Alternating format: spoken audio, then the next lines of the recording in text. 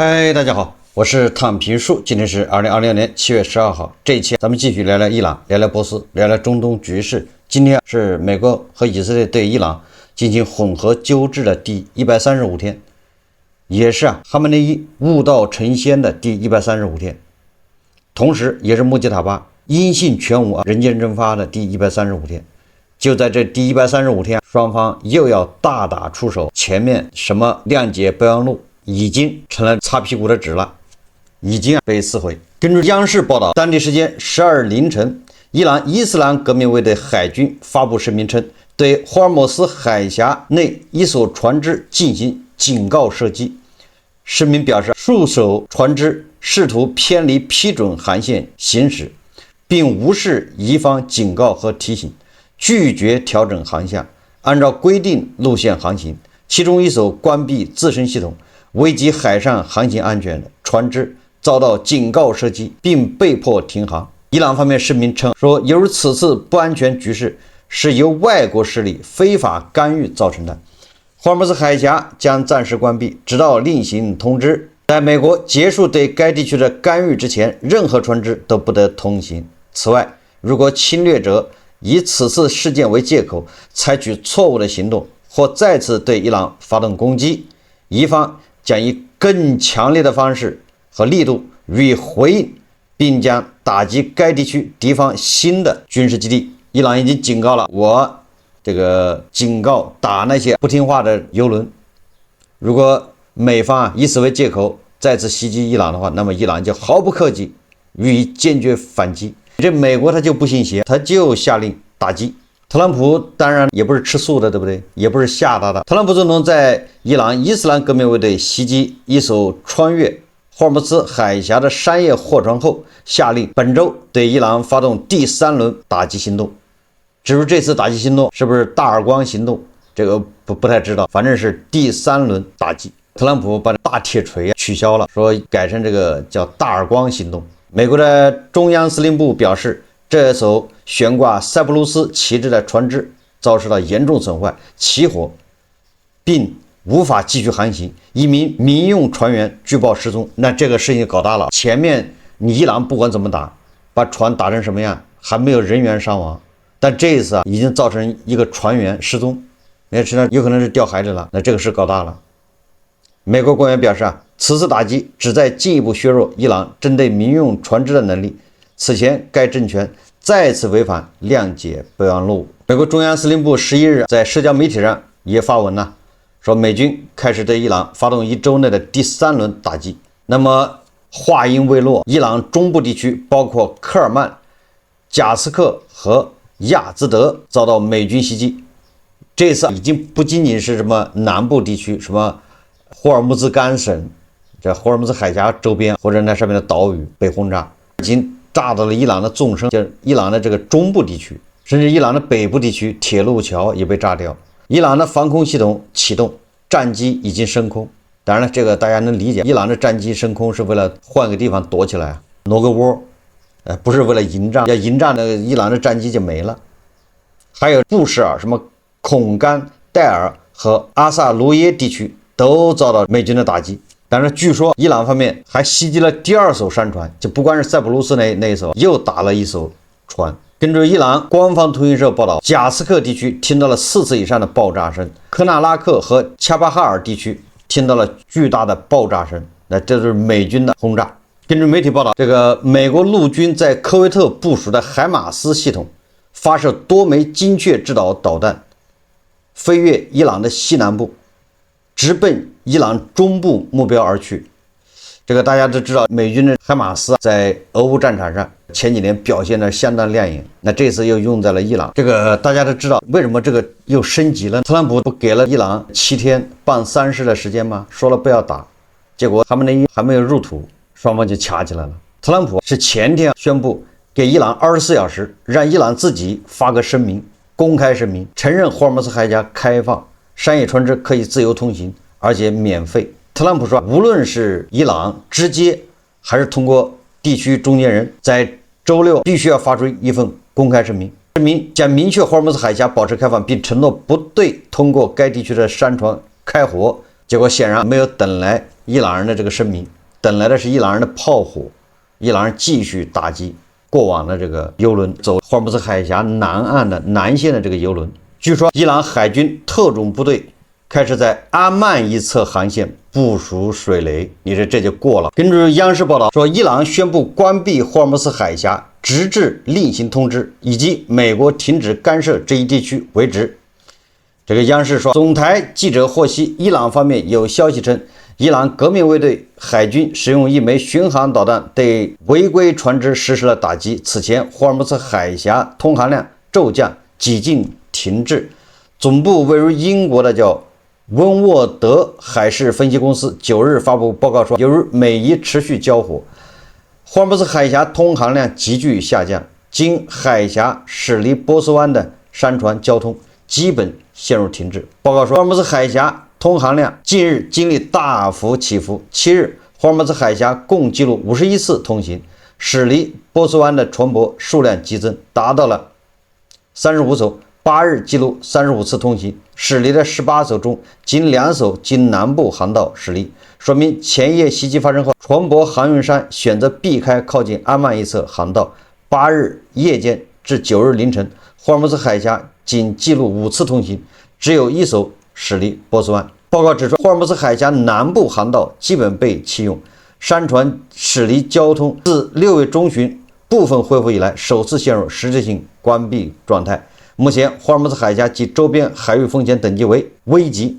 美國與伊朗持續交火，停火破裂，制裁恢復以及航道安全形勢不確定等因素疊加，使該地區風險進一步升級。這個是央視報道，也就是伊朗的衛隊宣布霍爾木茲海峽已經被關閉，無限期。媒體報道說，德黑蘭方面現在討論的是霍爾木茲海峽的新安排，即由伊朗與阿曼協調，確保航運通道控制權掌握在伊朗當局手中，而非由外國勢力設定的條件主導。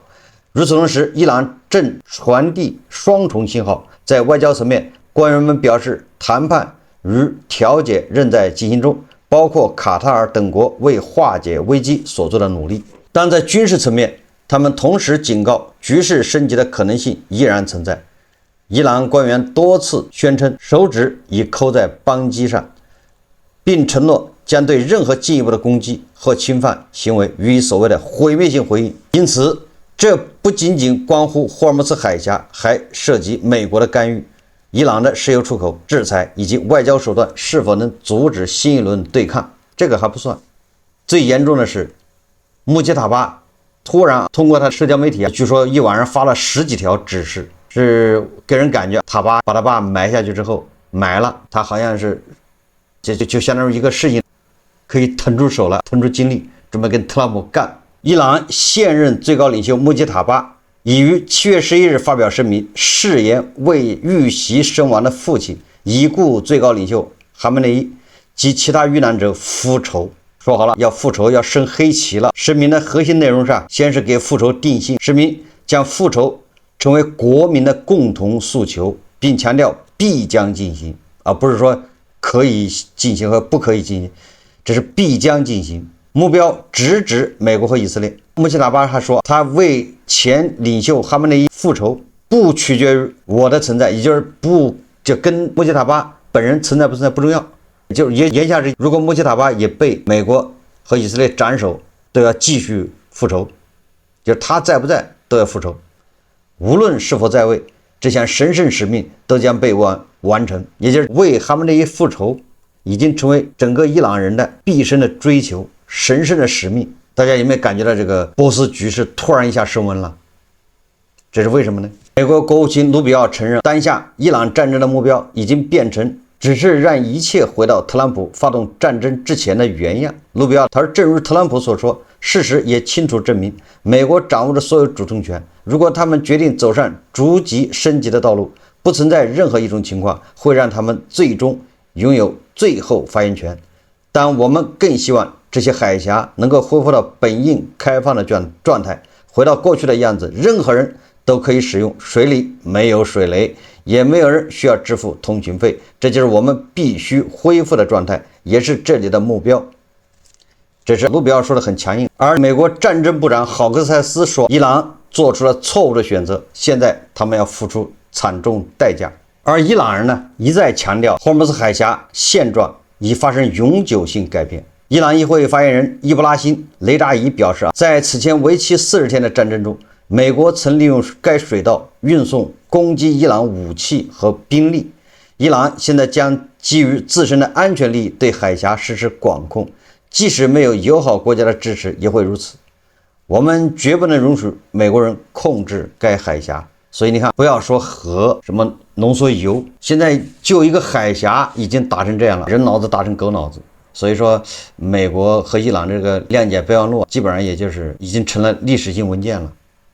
那霍爾木茲海峽為什麼這麼複雜？為什麼就不能談？就這個問題啊，就卡在了美國和伊朗的和談，就卡在這個問題上，你就沒有辦法進行到什麼核去核。所以這個問題，第一個，哈梅內伊的葬禮的時候，地保派來了梅德韋傑夫。梅德韋傑夫在伊朗，那是吧？不管他說了什麼之後，那伊朗的衛隊態度馬上強硬起來。包括穆吉塔巴，你看現在還要復仇，賴雪環是不是一下就強硬起來了？不管怎麼說，跟梅德韋傑夫有密切關係。這梅德韋傑夫他在跟衛隊說了些什麼，傳達了什麼信息，咱們不知道。但是他公開講話，他說伊朗人雖然沒有核武器，但是勝似核武器，那就是霍爾木茲海峽。所以你看，伊朗人在霍爾木茲海峽這兒是堅決不讓步，要掌握這個控制權。而美國人那堅決要求回到過去。本來伊朗和美國實際上已經談得差不多了，雙方在勾兌，結果你看霍爾木茲海峽這個情況一下就緊張起來，跟地保的挑撥有密切關係。這是第一個。第二個，那當然是跟伊朗內部，甚至跟美國内部都有密切關係。所以我們主要講一講伊朗內部還有美國內部關於霍爾木茲海峽的一些看法。地保的挑撥咱們不用說了，那地保是為了自己，你霍爾木茲海峽給堵死，完了之後在紅海再給你堵死，那地保的夜裡做夢都能笑醒，他就盼着這一天到來，所以他不遺餘力的去拱火澆油，這個也是有原因的。你看特朗普跑到北約峰會上，那顯然是吧，他已經不想幫這個地保了。本來他的使命是幫地保壓澤连斯基，讓澤連斯基領土换和平，這叫安克雷奇共識。在这種共識之下，特朗普對伊朗動兵，那地保還在明面上還是維持一個叫什麼中立，或者叫勸和促談，沒有給特朗普添亂，因為他既希望特朗普你得念我好，你得感激感謝，完了之後你投桃報李，一報還一報，那我不干涉你朗子，甚至我有的時候還把朗子壓一壓，那再從中調和一下。那你特朗普你得給我去幫我幹活，你去壓澤連斯基，你逼他領土和平投降。結果你看特朗普現在態度變了，那你態度變了，地保他沒指望他，那不好意思，那我這邊開始給這個朗子，給衛隊，給毛拉下眼藥了，開始忽悠。你看看一忽悠，這個朗子立馬這個強硬派順杆就上了。所以說穆吉塔巴馬上發言是吧？等他爸一埋起來，立馬就開始要復仇，殺父之仇能不報嗎？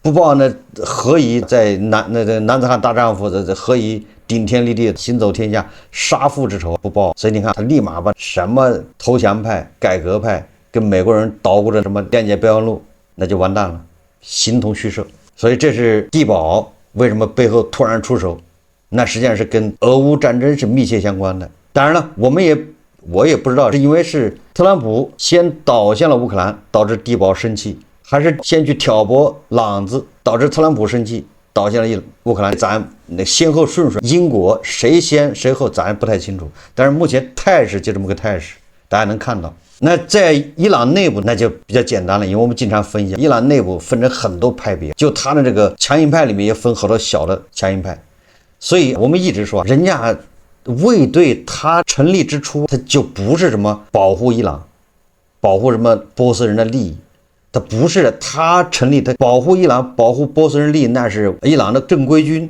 那正規軍根本就沒有身影。伊朗毛拉這個政權非常奇特，他所謂的政府軍正規軍都已經被衛隊給凌駕了，但是衛隊他的使命他不是什麼保護波斯人，甚至不是保護波斯，他是為了輸出革命。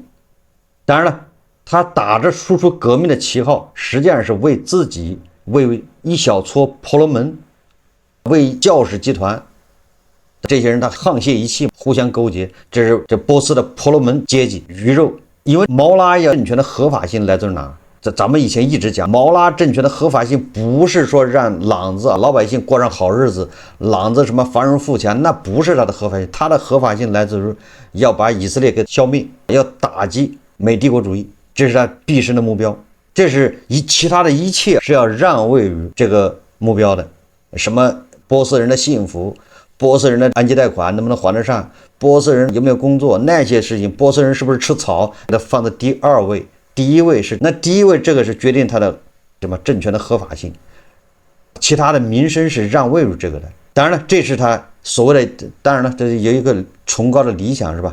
那有了這個理想的解釋權在毛拉的教士集團手上，這個執行的是在衛隊，所以他們通過就形成了一個巨大的關係網，利益，畢生的利益。這個目標，反正我們要完成，至於說1萬年完成，還是1000年完成，還是100年完成，反正要完成。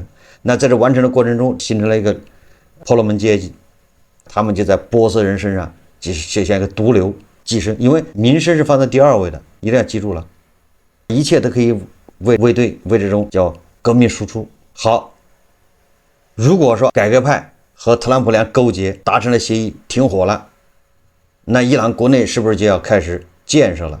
那還有3000億的美元的大餅畫在那兒。你得拿，你拿那3000億美元，你說老百姓當然高興了。你有3000億美元，那伊朗的 GDP 才多少？一年才3000多美元，人家這外面的投資就有3000億美元。你說老百姓肯定是需要這個，你就得改革，是吧？你就得把自己搞得好像跟全世界其他國家一樣，我們都是一樣的，所以你才能願意來投資。那法治化是不是要這等等都要跟現代文明接軌？那是不是就意味着你不管怎麼說，你衛隊就要靠邊站？衛隊就沒有了權利，哪有一個衛隊掌握一個國家的？那人誰敢來跟你做生意，是吧？你就不是一個文明社會。所以說，如果想要拿着這3000億美元，那你就變革。變革就是怎麼變，反正是對衛隊都不利。那衛隊也不傻，是吧？衛隊說：“我操，你這個穿西裝的，你們這些人搞鬼，導出個3000億出來，來引誘伊朗的波斯人，他們要過上好日子了，那他們就不需要我了，對不對？那衛隊存在的價值是什麼？”這是第一個，所以說你這人衛隊肯定不用水，你這搞這什麼玩意兒？這第二個，現在如果跟美國達成協議了，美國解除制裁，美國甚至解凍資金等等，對衛隊也是巨大的損失。有很多人不理解這個，你想，美國對伊朗進行制裁以後，伊朗所有的正規的它的出口就沒了，石油出口對吧？其他的物資出口加上進口，稀缺商品的進口都沒有了，那正常通道全部被卡斷，但是這個需求還是有的，對不對？你想想，伊朗人難道他不用蘋果手機嗎？他有些人他也要用蘋果手機，人也不傻，就是伊朗的盤們們有了錢，他也想買一部蘋果手機，這只是發微博的時候，發社交媒體的時候，他也切換成什麼安卓的菊花或者粗糧，以顯示自己愛國。有的時候沒切過來，讓人一看你也用蘋果是嗎？是吧？經常出現這樣的事故嘛。伊朗的盤們有錢，他也想買蘋果，這個人之常情嘛，可以理解。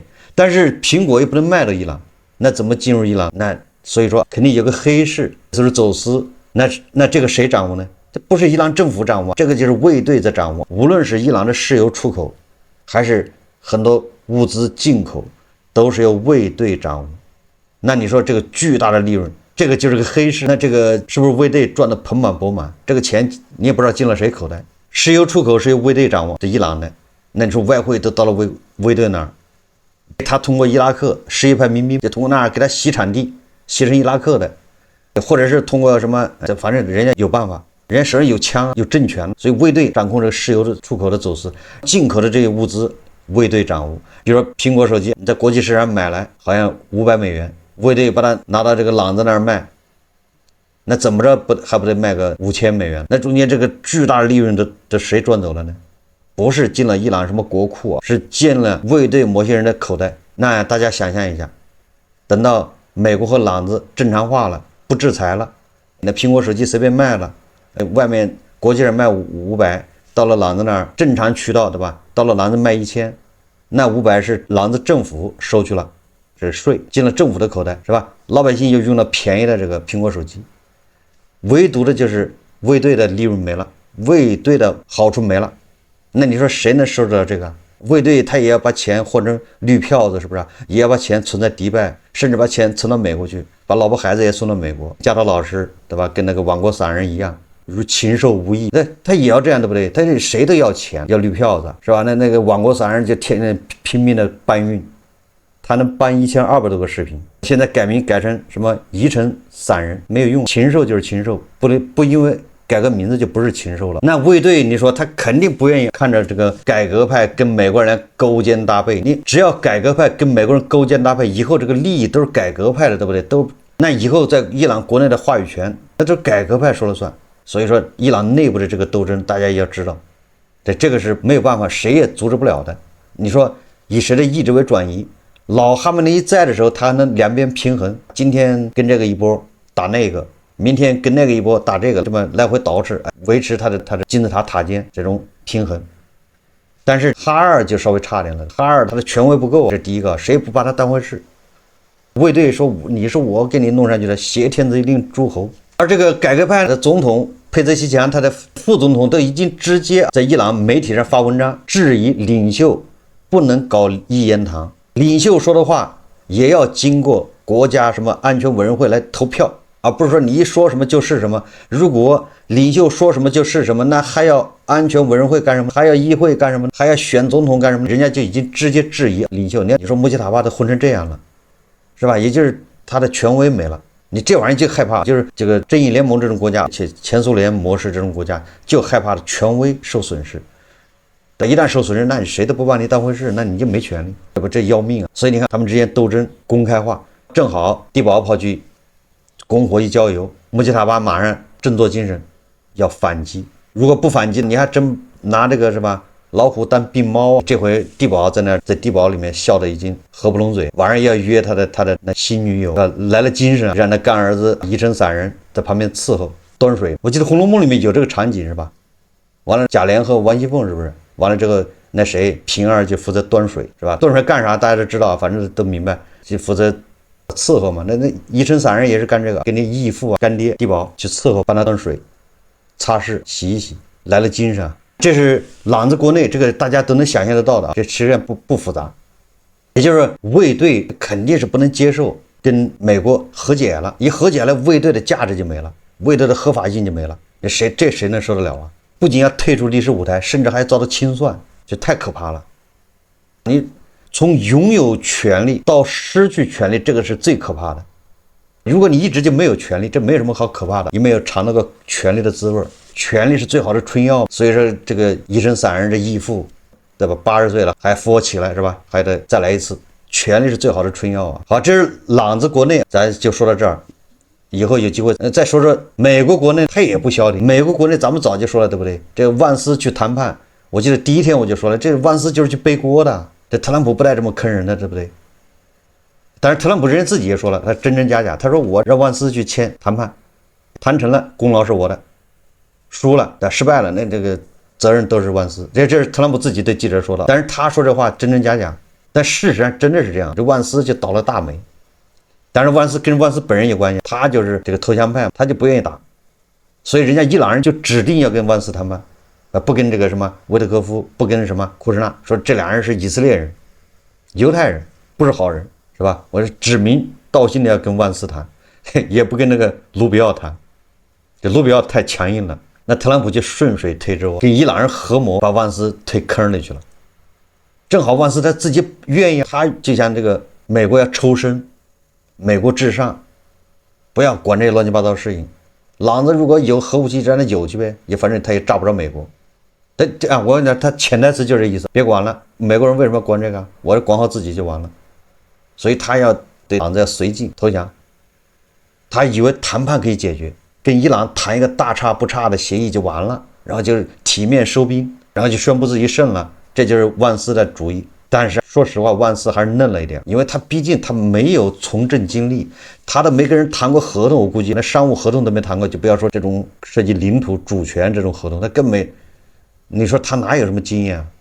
他完全被別人牽着走，他以為他在給別人挖坑，人家實際上給他挖個更大的坑，互相挖坑，看誰挖得大。是不是邏輯啊？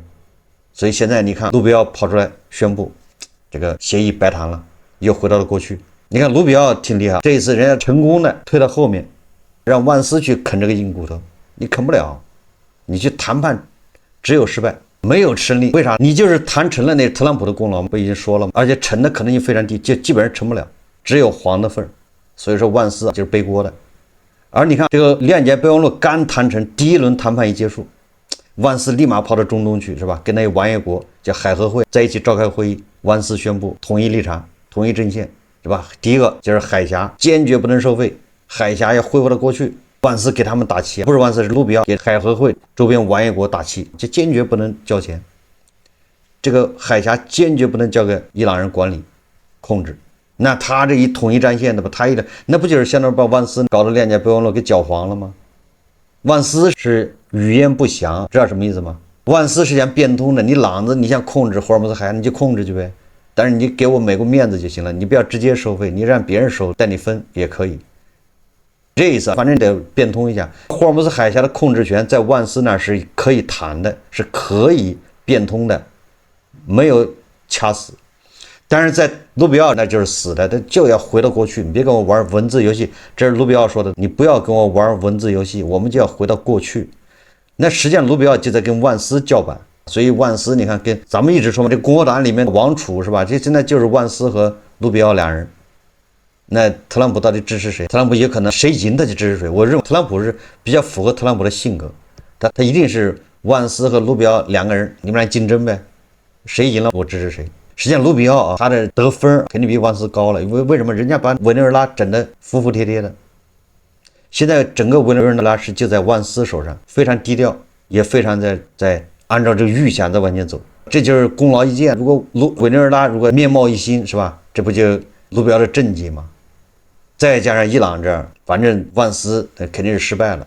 那你想想，朗子他是不是也可能利用美国卢比奧和萬斯還有特朗普的關係，他在那兒也在煽風點火？但是這個難度比較大一點，对不對？因為人家美國是比較人家鬥爭也是明面的，是公開的，就按照規則内，在規則範圍內，人家鬥是公開的，是吧？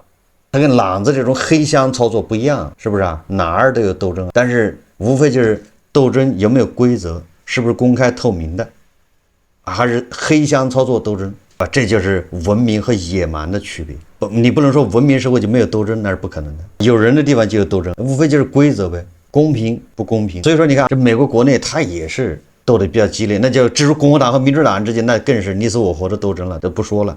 咱只說特朗普小集團內部。所以在這種情況下，你說美國和伊朗的談判，那不就是耽誤時間嗎？瞎耽誤時間。美國還有人寄希望人談判呢，所以談判的大門並沒有關上，還把希望放在談判上。但是有人已經覺得談判沒戲了，打。再加上最近傳言比較厲害的就是，以色列告訴特朗普說伊朗人要暗殺你，據說還提供了很多證據。因為特朗普他不可能聽你一說他就信，你得拿很多證據出來。據說以色列還提供了很多證據，讓特朗普相信這個朗子要殺他。這咱們在以前節目也說了，這個可能性非常高。就是說現在伊朗的強硬派鋌而走險，這是有着可能的，所以讓波斯局勢，讓美國和伊朗的這個局勢是不是變得更加驚心动魄？所以這事沒完，咱們要一直看下去，一时半會根本就完不了。本來說等到中期選舉以後再開幹，現在看等不到中期選舉了，因為人家衛隊，人家毛拉，人家也捏住了特朗普的軟肋，他知道一旦過了中期選舉，他就伊朗只有被動了，就挨打了。那我不如在前面給你找點事，让你中期選舉不好過，讓你有顧慮。好，至於下一步怎麼弄，是不是大耳光行動馬上開始，我們密切關注。這期節目咱們就聊到這裡，感謝大家收看。如果喜歡我的節目，歡迎訂閱、點讚、評論，謝謝大家。